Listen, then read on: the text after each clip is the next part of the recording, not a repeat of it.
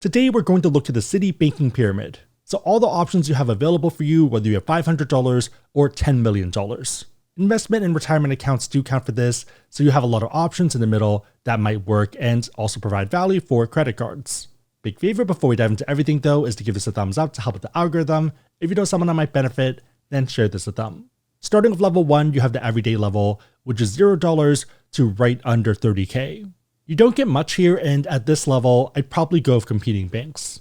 The main reason being that there are other great options where you unlock perks and benefits at $15,000. While here, you're just at the midway point. Their accounts here also have monthly fees, but waiving it isn't too bad with enhanced direct deposits or balances. But yeah, otherwise, you're not really getting much here. It's very bare bones. Level 2 is Citi Priority, which is $30,000 to right under 200K.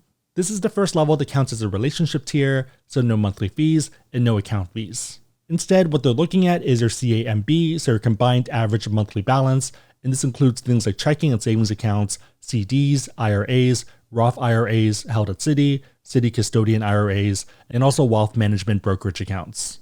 Beyond what you own, it's also what you co-own. Family linking is exactly what it sounds like. It lets you link and pull your combined average monthly balances with immediate family that you live with. Note that if you do enroll, your family does not see your balances or your transactions since it's not an account that they own. They can infer based off the CAMB range, so if they didn't have much and now they're being pushed to a new level, then obviously they can kind of figure it out. That means you can still buy weird stuff but not get your transactions judged. It has to be immediate family in the same household, so pretty low bar, especially compared to some other banks. In order to join the priority tier, you need 30K to get started, and the expectation is that you keep that combined asset monthly balance moving forwards. If it does drop, let's say you have an investment that decreases in value, then you have time to make it up. So let's say your balance drops and your statement closes, that starts the clock. You have a 3-month grace period to get it back up. Otherwise, by month 4, you get re-tiered to the right level. If you get bumped down, then you actually have to requalify. In order to do that, you have to keep the right balance for 3 months to get bumped back up. I guess you could technically close the account and reopen it if needed, but that's a bit more work. In terms of benefits, it does feel a bit weaker depending on your focus, but it's okay. So they're waiving fees for money orders, official checks, stop payments, and also checkbooks.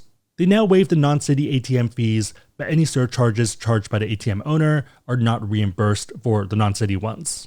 For international ones, you're also charged a 3% foreign exchange fee. It's fine, it's better than nothing, but still pretty bare bones, and I'd probably go with competitors. For level 3, we have Citi Gold, where you need $200,000 to $1 million. For this one, once you're in the tier, you have a bit of wiggle room, and you only need to maintain 180K. My guess is that most people are qualifying with investments, and volatility is pretty normal. Especially in the short term, not ideal, but it happens. Reminder that your assets can be self-managed or Vanguard funds, and that's pretty much a no-cost way to get the value here. Especially so since Citi Gold feels like the sweet spot, given the perks you get.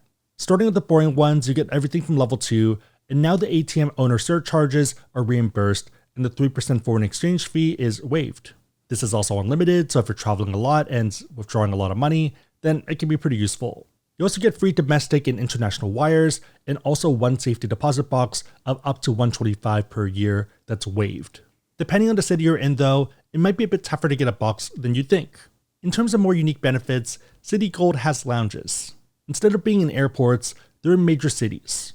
They have seating to relax or work or hang out, also coffee, teas, and refreshments, and free Wi-Fi, so it seems like they'll find a few hanging around.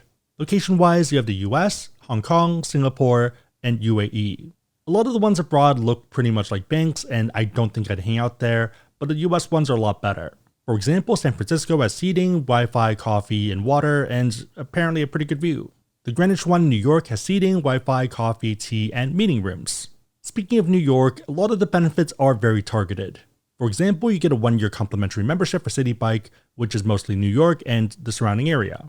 You get this for the first year and then every year that you maintain Citi Gold. You also get the Citi Culture Pass, which gets you complimentary access or discounted tickets to a bunch of venues.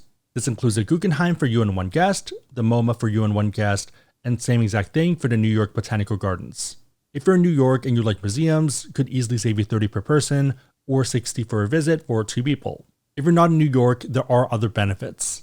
For example, you get up to $200 as an annual subscription rebate, and it's not per month, it's just an annual cap. Looking at their terms, the list of what qualifies includes Costco, TSA PreCheck, Hulu, Amazon Prime, Spotify Premium, Global Entry, Blade, and the Wall Street Journal. Costco and Amazon are probably the easiest to use. On the credit card side, you start getting relationship discounts.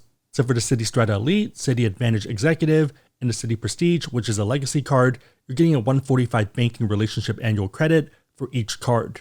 That means that if you have all three, then you get 3 credits, which is pretty nice. For example, for a lot of people, the Citi Strata Elite's $595 annual fee is knocked down to about a $95 effective annual fee with 2 of the credits. $95 net cost, but $145 credit means that you're breaking even or even getting value. If you have your retirement funds or investments held with Citi, then that's not too shabby at all. The counter argument is that if you have the choice and it's not through work or something, then there is a lot of competition. Especially if you're a frequent trader, you need leverage, or you're hunting for bonuses, then those other options might be better. Speaking of which, if you want to check those out and want to get rewarded for trying out new brokerages, then go to asksebby.com/investing for a list of current offers. Outside of Citi, there are other cards where you get discounts and even better multipliers for having different asset levels with the banking side. Yeah, do the math and figure out which option is best for you. On a side note, if you want to learn about cards and you want to support the channel, we have links on the website, asksebby.com, and also down below in the description box. Make sure the links are competitive, that they make sense for you, but otherwise it is a huge way to support the channel, so thank you in advance. Level 4 is Citi Gold Private Client, which is $1 million in assets. With this one, you also do have a bit of wiggle room, so you need $1 million to start, but to maintain it, it's only $800K. You get everything from Citi Gold, and I'd say that there's 3 additional perks that are interesting. For the first one, instead of getting up to $200, you're getting up to $400 as the annual subscription rebate. Costco and Amazon still feel like the easiest, but at this stage, maybe you're also using Blade. For the banking relationship annual credit, it's a bit better now. So for the Citi Strata Elite, your first year is a full waiver, so $595 credit, and then long term, it's $145. For the Citi Advantage Executive card, exactly the same thing, so $595 year 1, and then $145 long term. Citi Prestige doesn't change, at least at the moment, since it's a legacy card, so there's no first year. Perk number 3 is going to sound great, but it's also a bit more questionable to me. It is a check mark on the list of what differentiates it, and it's the MasterCard travel and lifestyle services. The perks aren't necessarily bad, so for example, luxury hotels and resort portfolio, travel advisors, and other offers for different things. You also get hotel stay guarantees, which can be helpful depending on your budget and if you're willing to pay higher inflated prices, and there's a lot of other side things. For the hotel portal, a lot of premium cards offer it, and we also have it on Cardonomics. For example, if you wanted to go to the Waldorf Astoria Maui, you have a lot of rates to pick from. Some of these include VIP networks like Virtuoso that offer additional perks. So here you get free breakfast per night, $100 hotel credit, and $100 food and beverage credit per stay, along with upgrades. You can't book these rates directly, you do have to go through a partner, and I'll link it down below if you're interested. So it's not bad, it's the fact that you can get it with other cards that have substantially lower bars. The main reason being that the benefits here are coming from MasterCard World Elite or MasterCard World, and there's a lot of other cards where you can get the same thing, such as the Kroger's one. This is a no annual fee groceries card, and you don't need to have $1 million. In terms of marginal value or what you're really getting, it's not really there. Also, even within Citi's portfolio, the Citi Strata Premier and the Citi Advantage Platinum Select, both in the $90 range, $95.99, also count for this. I think at this level, competing bank accounts and brokerages are more interesting, but your mileage may vary. On the top end of level 5, you have Citi Private Banking that normally requires $10 million in assets to get started. Ongoing, there's a bit more flexibility, but just depends on your relationship. In terms of benefits, it starts to get pretty bougie. A lot of the features here revolve around financing, for example, for private jets. Also normal stuff like home, real estate, margin for investing, also art and collections. On the super top end, you have the aircrafts, sports teams and stadiums, and other companies in a similar space. Also access to private equity funds. So if you're looking to buy a basketball team, then this might be a good option.